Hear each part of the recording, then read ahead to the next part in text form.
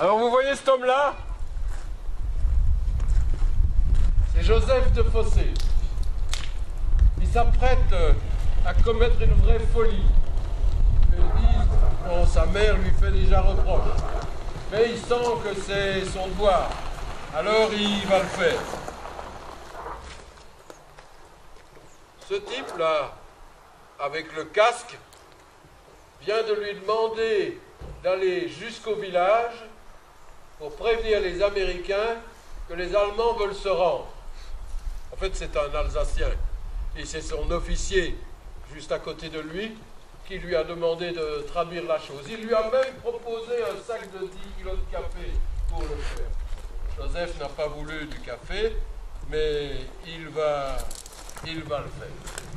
Évidemment, il faut que vous fassiez preuve d'un peu d'imagination, parce que la situation n'est pas exactement la même qu'il y a 55 ans. Ce n'est pas Joseph de Fossé que vous avez sous les yeux, mais Jean-Joseph de Fossé, le petit-fils du Joseph de Fossé qui allait faire cette folie.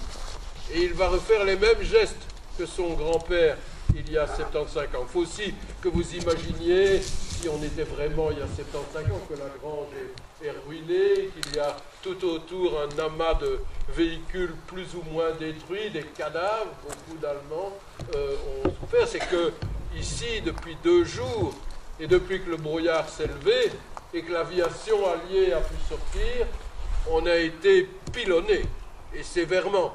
Il y a là d'ailleurs un trou si grand que Joseph de Fossé pourrait y enterrer les 3 chevaux et les 4 vaches qu'il a perdues dans l'aventure.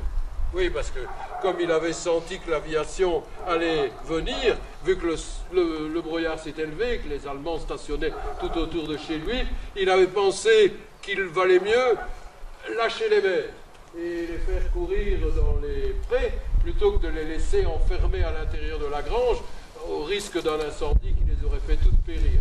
Malheureusement, certaines des bêtes ont bu l'eau dans laquelle les obus au phosphore avaient déversé leur poison, et c'est ceux-là qu'il devra enterrer. Quant à lui, sa maman, sa sœur, ils avaient décidé de se réfugier dans les bois, en pensant au Trouméria. Il ignorait que les Allemands en avaient fait leur QG, et qu'en arrivant au Trouméria, ceux-ci non seulement leur en interdiraient l'accès, mais leur interdirait de revenir jusqu'au hameau de Humaille, de peur qu'on les repère.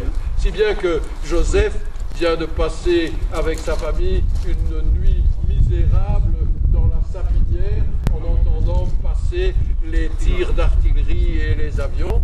Et là, il est revenu pour constater les dégâts. La ferme est toujours debout, les ouvriers sont venus, au renseignement aussi, et cet Allemand, je viens de vous le dire, vient de lui demander d'accomplir cette folie. Si vous le permettez, on va laisser Joseph accomplir son destin. Vas-y, Joseph. Prends la fourche. Ah, non, t'inquiète pas. Embrasse ton gamin. Embrasse ton gamin. Ça va. Là, voilà. Là, tout le monde le suit. Vas-y, pars, Joseph, le long de la maison. Tout le monde le suit des yeux, évidemment. Oui. Voilà. Voilà. Il est parti. Mais, ici, à Humaille, et tout aux alentours, tout le monde a des souvenirs de ce jour-là, de ce 26 décembre 1944, ou des jours qui ont précédé, ou des jours qui ont suivi. Ce genre de souvenirs que vous gardez pour toute votre vie et que vous feriez bien de graver dans votre tête aussi, parce qu'après tout, on ne sait jamais. Allez vous autres, racontez-leur, allez leur raconter. Allez leur raconter. La nuit, on entend un vacarme extraordinaire. C'était les scènes allemands. Ils revenaient de nouveau. Et puis, ils sont arrivés. Il y a les mêmes venus dans la maison pour voir s'il n'y avait pas des Américains qui s'étaient cachés à l'intérieur. Après, Ça sent les manger était plein de paille. les Américains sont arrivés à nouveau. les Allemands avaient dormi. Qui était allé se cacher derrière le Grotillon là-bas. Et puis il y en a, il a Après la bataille, il est venu les Américains sont venus rechercher les cadavres des Allemands, qui étaient complètement gelés. Ils les jetaient dans le camion comme des bûches pour les emmener.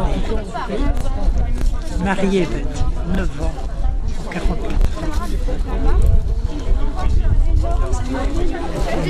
Alors ils sont partis se réfugier. Ce qui m'a le plus surpris, Quand les Américains sont arrivés à Congo, c'est que le pan, ils se sont cachés dans le Grotillon là-bas. et l'Allemand qui tombe ont été Il est instantanés. venu jusque dans notre maison, il a posé son fusil sur notre banc, et il a été voir en haut avec papa pour voir Tellement que si les c'était Américains horrible. n'étaient pas tout près. Et à un moment donné, en revenant par ici, vous avez vu qu'il y avait un Allemand mort, déjà avant ça. Quand je suis revenu là, il n'y avait plus rien. On m'a retrouvé son casque, quelques coups de sa bottine et son ceinturon. C'était horrible. Roger Michaud, 17 ans en 44. Puis le nuit, pendant un matin, les Américains se trouvaient déjà arrivés à côté. Alors, ils sont allés se réfugier dans le commerce. Roger Gilson, 10 ans.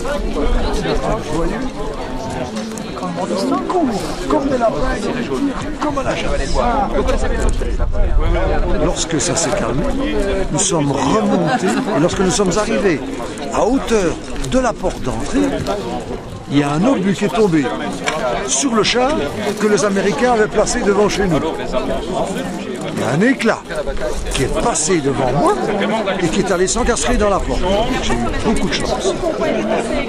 Roger Gilson, 10 ans en 1944. Les Allemands sont arrivés en passant par le chemin de terre qui traverse le bois. Il était environ 3 heures du matin. Au lever du jour, des officiers allemands sont arrivés en sidecar et sont venus frapper à notre porte pour nous demander s'ils pouvaient installer leur QG dans notre cuisine. Parmi eux se trouvait un professeur de français. Il a fait comprendre à mon père qu'il ne pouvait pas parler français, car ses camarades ne comprenaient pas et ils auraient pu croire qu'il faisait passer de l'information à leur insu. Mais heureusement, ils ne sont restés qu'un jour, car le lendemain, les Américains étaient déjà de l'autre côté de Konjou. Alors les Allemands, ils se sont réfugiés là-bas, vers le trou Méria. René Gilson, 10 ans, 44. Les Allemands étaient près de chez nous, dans la Régevois. Et alors, comment je vais dire, là, il y avait des Panzers. Un tankiste m'a perçu et il m'a sorti sa petite machine de sa poche pour me couper les cheveux. Probablement qu'il était coiffeur dans le civil. En égalisant Matignas, il s'est mis à pleurer avec chaud de larmes. Il croyait à sa femme, à ses enfants et à sa boutique restée dans ce pays. Moi, André Dozo, 5 ans en 1940.